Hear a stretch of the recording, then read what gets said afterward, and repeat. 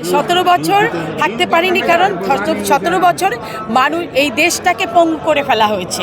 এখানে আমরা আমার আমার আমার হ্যাঁ, ম্যাডাম আমাকে পাঠিয়েছিলেন আমেরিকায় কাজ করার জন্য। না, আমরা 17 বছর সরকারের বাইরে ছিলাম, ক্ষমতার বাইরে ছিলাম।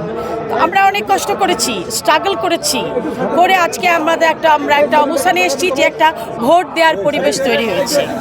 এই ভোটটা সবাই ভোটের অধিকার পাক এবং সবাই ভোট দিতে পারুক শান্তি মতো। সেই সাথে আমরা নতুন জেনারেশন পেয়েছি, জেনজি পেয়েছি। আমরা তাদের ভোটটা যেন ধানের শীষে আসে, আমরা সেই আশা আকাঙ্ক্ষা নিয়ে প্রচারণা চালাচ্ছি। আমার পরিকল্পনা দেশের সঙ্গেই চলবে, দেশের উন্নয়নের সাথে সাথে আমার পরিকল্পনা যোগ হবে এবং উন্নয়ন হবে।